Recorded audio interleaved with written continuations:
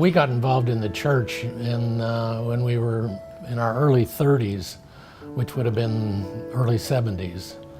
And from that time on, we had a desire to get involved in short-term missions as soon as we finished our working careers, which we did in 1994 when I retired.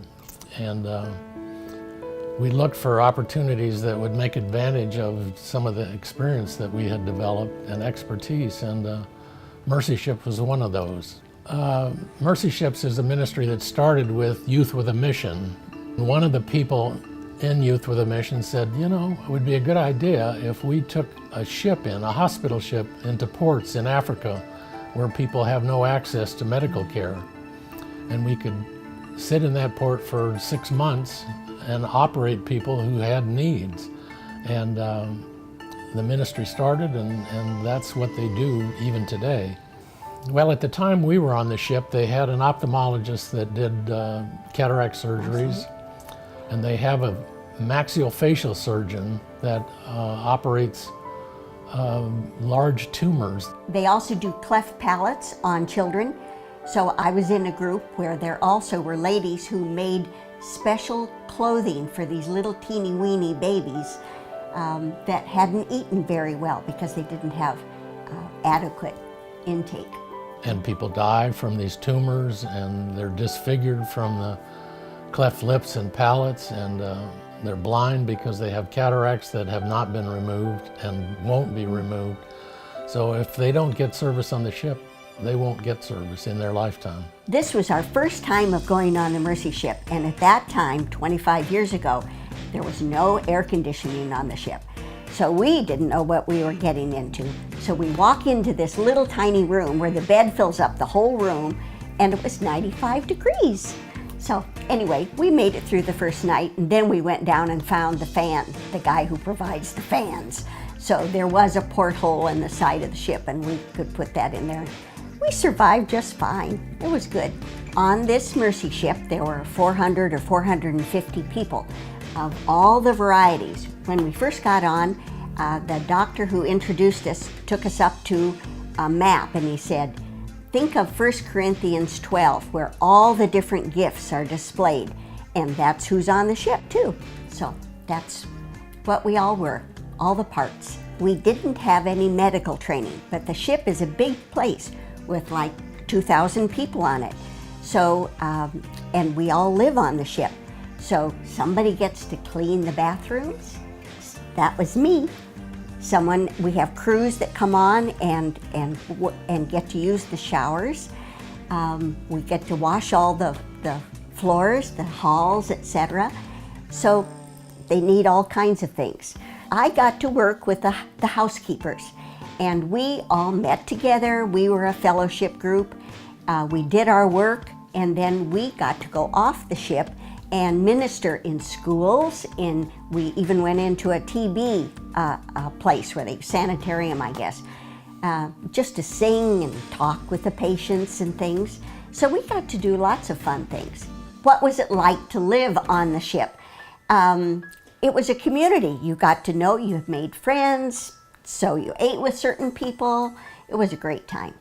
There were worship services, and here I was a little country girl, and ooh, it was an eye-opener. All kinds of people, all kinds of styles of worship, but all centered on Jesus. It was wonderful. The involvement I had was related to sanitation, and we were off the ship all the time, and working in villages, helping them, training them to build proper latrines. They didn't have good management of their waste products, and that created all kinds of health issues. And so we provided materials, instructed in how to build a proper latrine that they would use, and then actually constructed one. And I remember we had training sessions every morning under the trees in the shade because it's hot. I mean, we're only 5 degrees off the equator. I taught engineering at the University of Colorado in the water and wastewater treatment field. So this is pretty rudimentary application of that, but it relates to the same thing. In Africa, the assignment I had was to go out into some of the villages off the ship again, where they were having an epidemic of Shigella, which is a protozoa that causes bad diarrhea, and lots of people were dying from Especially dehydration. children. And the interesting thing there is that in South Africa, it was more advanced than West Africa in the sense that they provided piped water to a standpipe in the middle of these villages. Nothing else was there, but I mean, they had treated water that came to these people. And so they should have avoided some of these issues, but they were having a serious problem with that. So a nurse and I went off the ship every morning and went to these villages and provided training about, how you avoid this and protect yourself. Sometimes we drove as much as 75 miles off the ship. And in South Africa, even at that time, they told us, don't ever stop for anybody because they'll set you up to steal your car and kill you. Yeah, I thought that was, I guess I never really had the feeling in West Africa that it was a dangerous place, but South Africa definitely was. In Ghana, I was so far off the ship that we didn't come back in the evening. So we were off the ship for 3 days, and that presented all kinds of other adventures, like snakes and sleeping on the floor under a mosquito net. It was exciting, but we did that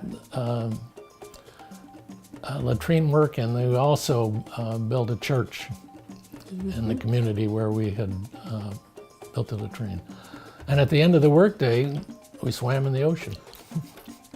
Ghana, you walked into the village and there were people selling things all over and materials, and they were selling fresh vegetables and fruits, and all of that was glorious. So it was wonderful. Lots of smiling people holding big pots and things on their head, just like you've seen on TV. So typically the homes are thatched roofs, mud sides, that sort of thing. The village that we stayed in, actually, when we were out for 3 days a week, had a home that looked like a first world home from the outside, but it had no plumbing and no power. And so we slept on the floor, and in the morning you'd wake up and the gals were out front of their little hut sweeping the dirt out in front of the home to make things tidy. A young fellow that I was working with all the time we were on the ship made an offhand comment to one of these little children about, I'd like to take you to America with me. And the next day we went back to the village, and he was all dressed up, ready to go. With his mama ready to give him away.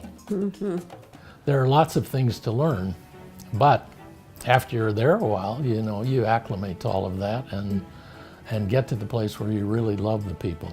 And then you really have culture shock when you come back home, because we have so much excess in America by comparison with what these people live with. It was a great adventure. So we were just there to learn things, see what we could experience, see how God made all these other people, and then when it was time to go, that was sad because you'd met wonderful people. But then you go home and get ready to do the next thing. So.